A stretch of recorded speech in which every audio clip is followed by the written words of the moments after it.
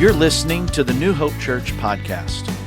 To learn more about what we're doing on the south side of Indianapolis, you can check us out online at becomehope.com. If you like what you're hearing here, be sure you check out one of our companion podcasts. We have a daily devotional podcast called Let's Find Out Together, as well as an apologetics podcast called Salty Saints. Let's listen in. Today's talk comes from Zach Killey.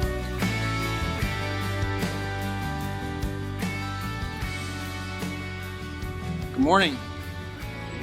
My name's Zach. I'm a pastor here at New Hope. And I want to start by asking you a very important question. Show of hands, who here's seen John Wick? Me too. Great movie. Fantastic movie. That's my guy. He's awesome. If you're not familiar with the story of John Wick, I'd like to tell you the story of John Wick.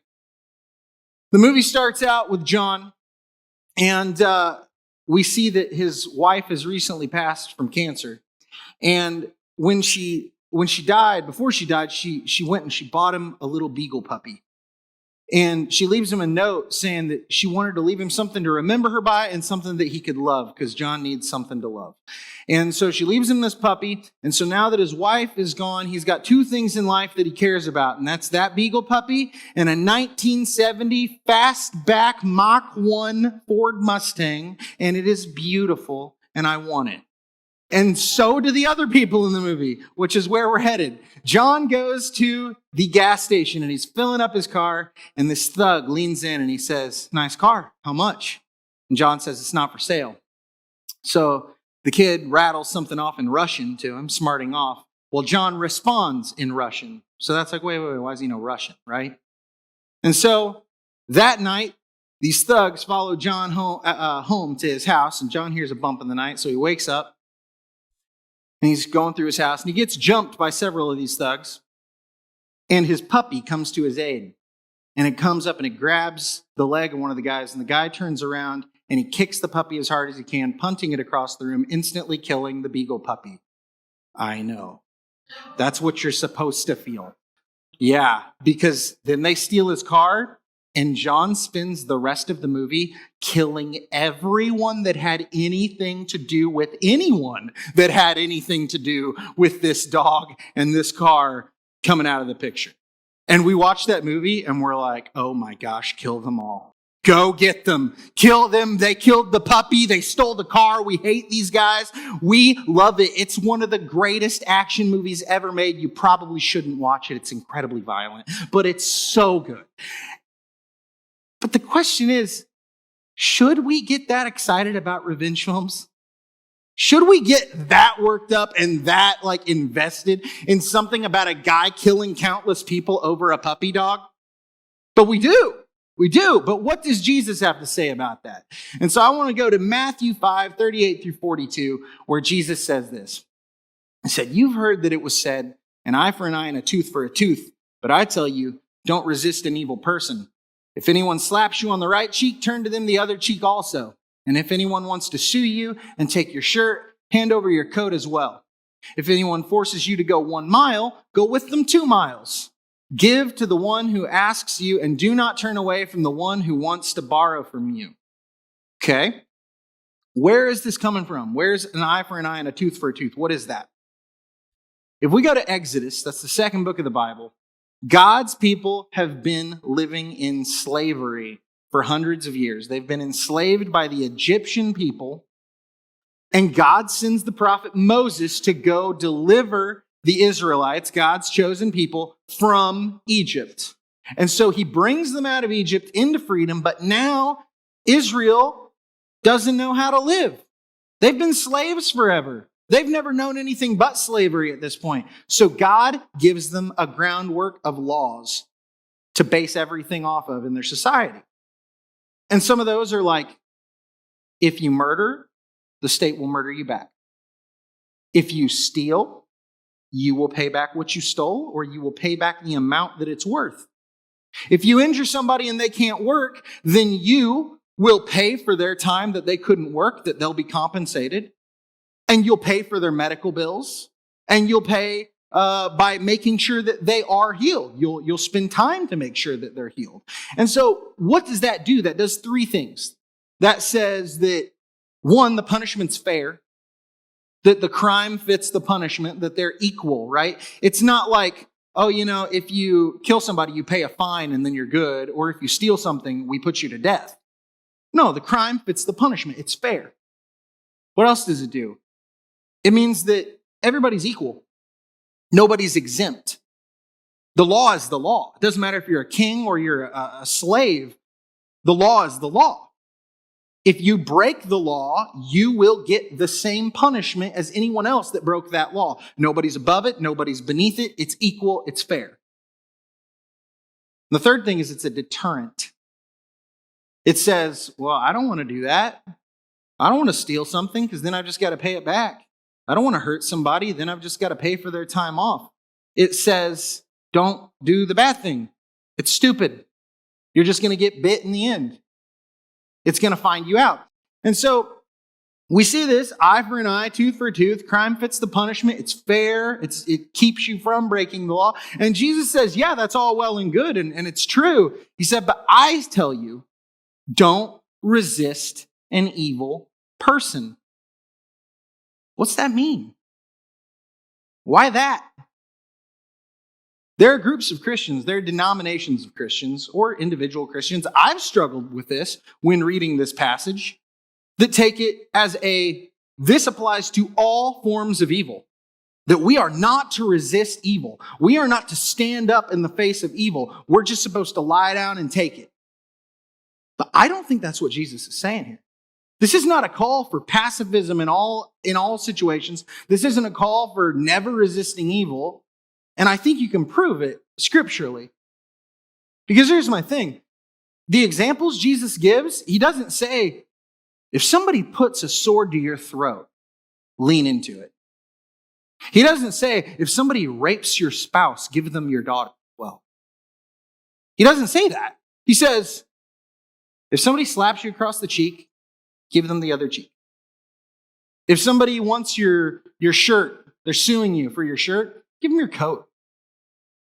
If a Roman soldier looks at a Jew, which they could do this, and the Jew would have to comply, and says, carry my backpack for a mile, carry my equipment for a mile, carry it too. Don't just carry it a mile, carry it too. Has anyone in here ever been slapped? Just me? A few times? It's really not that bad. It's really not that bad. There are worse things that can happen to you than getting slapped, right? Like, have you ever watched a movie when a guy says something stupid and gets slapped by a girl? How many times does she generally slap him? One. One and done. And he's standing there going, oh, because he's confused, right? It's like this degrading little moment and then it's done. And it stinks and nobody wants to be slapped. But it's not a punch. It's not a fist fight. You're not wounded. You're slapped. And you're probably a little sad, but it could be worse. People get sued for everything they're worth. That happens every day in this country. Jesus doesn't say if you're sued for everything you're worth. Jesus says if somebody sues you for your shirt, give them your coat. I got a closet full of shirts. I can give you a shirt. That's fine.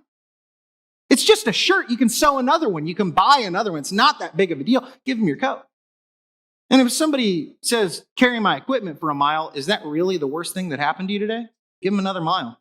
Walk 2, whatever. Jesus is talking about the little stuff. Jesus is talking about the evil that we face the majority of the time.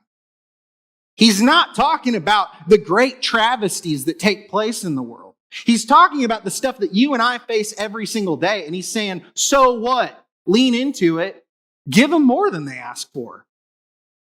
Because for the big stuff, for the really difficult stuff to sort out, that's not for you to handle. I have placed authorities in place for that. God has placed authorities to deal with the big stuff. If we go to Romans 13, 1 through 5, it says this. Let everyone be subject to the governing authorities, for there's no authority except that which God has established. The authorities that exist have been established by God. Consequently, whoever rebels against the authority is rebelling against what God has instituted, and those who do so will bring judgment on themselves. For rulers hold no terror for those who do right, but for those who do wrong.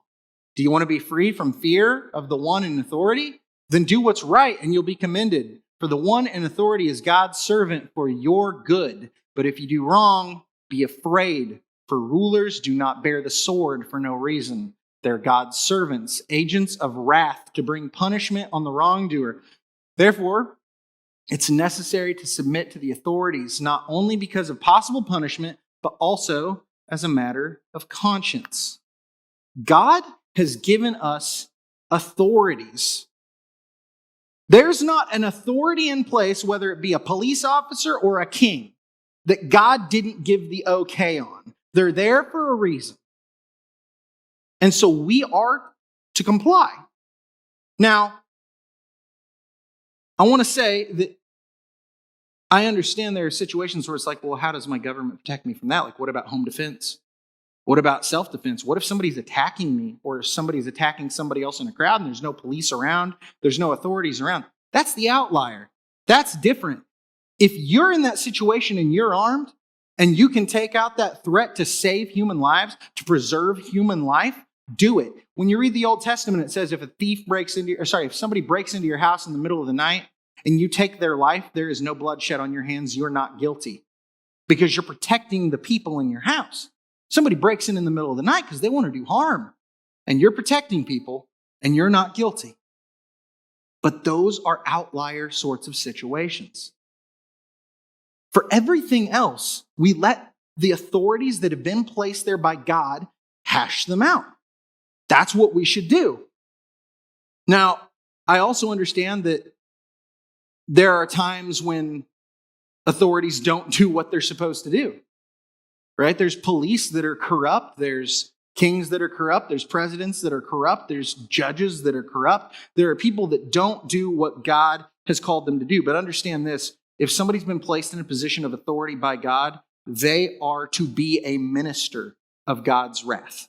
They are to be an authority placed there by God, a representative of God. And so if they are not living out biblical truths, that's on them. They have failed at that point. But that's still not necessarily up for us to just wage war immediately. And I'm not saying there's never room for that. That has to happen occasionally, but we don't ever press for that first. But those are once again outlier situations. That God's saying, look, I put the authorities there so they can handle it. But what about when they don't? What about when the authorities don't handle it? What do we do then? Well, I want to look at Romans 12. It says, do not take revenge, my dear friends, but leave room for God's wrath, for it's written, it's mine to avenge. I will repay, says the Lord. On the contrary, if your enemy's hungry, feed him. If he's thirsty, give him something to drink.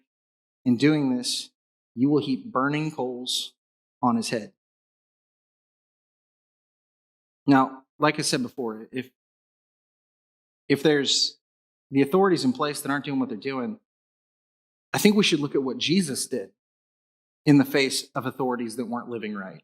What did Jesus do when the Pharisees were preaching things that weren't true? Jesus looks at them and says, you claim to be sons of God, you claim to be sons of Abraham, but you're sons of hell. Your tomb's full of dead men's bones. And then Jesus would instruct them in the ways of truth and righteousness. He didn't fight them. He said, you're wrong, and here's why you're wrong. And then he laid it out. And he showed them why they were wrong. Right? Or what about when Jesus walks into the temple and they're selling animals for a profit? They're selling sacrifices for a profit. Jesus is mad. He starts flipping tables. He picks up a bullwhip, starts cracking it, scares all the animals out, scares the people out that are doing wrong, right? But he doesn't hurt anyone. He doesn't get physically violent. Maybe his actions seem aggressive and grandiose and over the top, but he's not hurting anyone. And I think part of that is because Jesus recognizes that vengeance isn't his. He made himself a servant. Vengeance is the Lord's. Vengeance is God's. It's for him. And we're to live that way too. We're to recognize that revenge was never something that you or I were capable of wielding. Think about the garden. So in the garden, Adam and Eve are there and they eat the fruit of the tree of the knowledge of good and evil. The knowledge of good and evil. And that ruined humanity. It was a burden too big to bear. That all we did was we learned the difference between good and bad. We became aware of that, and that was so much more than we could handle that we are corrupt from the inside out. And I think revenge works in the same way, that it was never meant for us. That's meant for God. God can understand that. God can wield that. He's infinite and infinitely good and infinitely wise, and he can wield revenge, and he can understand the truth of good and evil. But things like that weren't meant for us. They were meant for God. Only he can execute it perfectly. When we try to take revenge, we do things like killing 100 people over a puppy. We John Wick. We shouldn't John Wick. We should let God be God. We should let him take the reins and say, no, I understand how to handle this. Let me understand this. Let me take care of this. But that raises the question, what about when God doesn't serve justice in the way we feel God should serve justice? A member of this church was murdered a few days ago.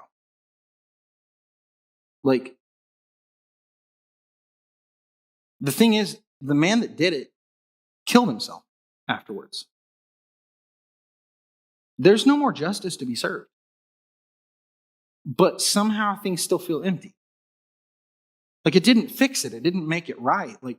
Justice was served, but things are still shook up. Things are still wrong. Things are still in suspension. That we don't feel justified. And so it begs the question, why does God let bad things happen? Why does God let people die? Why does God let people get cancer? Why does God let the world be full of death and sadness and sorrow and sickness and pain? Why do those things exist?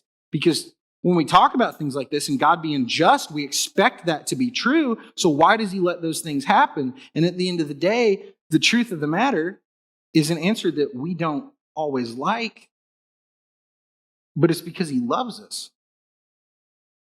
I know that sounds silly. If he loves us, why would he let bad things happen? There's this Frank Turek quote that I really like, and I don't know if he said it first or if he was quoting somebody, but I'm going to paraphrase it. But he said something to the effect of, I'm afraid that God will actually serve justice, true justice, that God will actually wipe out evil in the world, that he would get rid of every source of evil. He said, and the reason that scares me is because I'm afraid that when he starts wiping out evil, he'll start with me. And that's true. It's really easy to look at all the terrible things that everybody in the world does, but it's kind of I was thinking about this the other day. It's almost like the butterfly effect concept, that a butterfly flaps its wings on this side of the world and on this side of the world through the way that little tuft of air kind of spiraled. It causes a hurricane somewhere over here because of everything that takes place between that little flap of the butterfly's wings and the way it mixes with air currents and somehow turns into a hurricane. And I think that our sins that my tiny little sin that I don't think anything of might just set off this person over here, who then gives this person over here who's having a bad day a hard time, who then that person goes home and beats their wife. You know what I mean?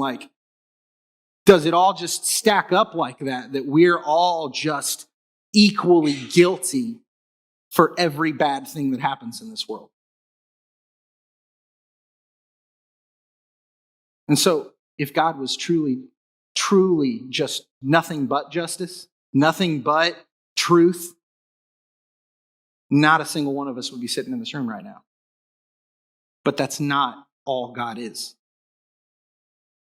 See, you can't have love without truth and grace. And God shows us an absurd amount of grace.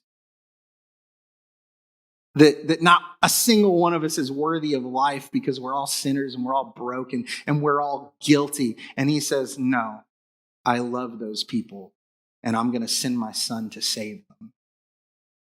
That's what Jesus did. Jesus died on a cross for our sins when we didn't deserve it. And so he's telling us, look, let me worry about the big stuff. The little stuff, you can handle that. You can take a slap in the face. You can take somebody stealing a little something from you. You can take somebody saying, walk a mile further with me, carrying my stuff, and you can go that extra mile. That's the little stuff. You can handle that. The big stuff, you leave that to the authorities. And if the authorities don't take care of it, I'm taking care of it. I've got it even when it looks like I don't have it. You just have to know that. We just have to trust him. And I want to say, is God trustworthy? Well, he told his followers, Jesus told his followers, I'm going to die and I'm going to raise from the dead 3 days later. And he was good on that promise. So I think we can trust him on everything else. I think we can just accept that he's got this one. Maybe I don't know what's best. And so if you want to live, love, and go like Jesus, let God be God. Let him be God. It's not our place to take revenge. It's not our place to harbor hate and anger. It's our place to just love people. Paul says, just feed them. Just give your enemies something to eat. Just give them something to drink, because that kindness, that love you show them is stronger than any level of hate, than any level of revenge you could ever dish out on them. And that heaps humps of coal on top of their head when you love them. It's stronger. Let God handle the rest. He can sort it out perfectly. You can't. Thanks for tuning in to the New Hope Church podcast. If you would do us a favor and like or subscribe on your favorite platform, we would really appreciate it. Also, if you happen to have any questions, feel free to reach out to us at questions@becomehope.com. Have a great week and know that we are praying for you as you seek to be Jesus in every corner of your world.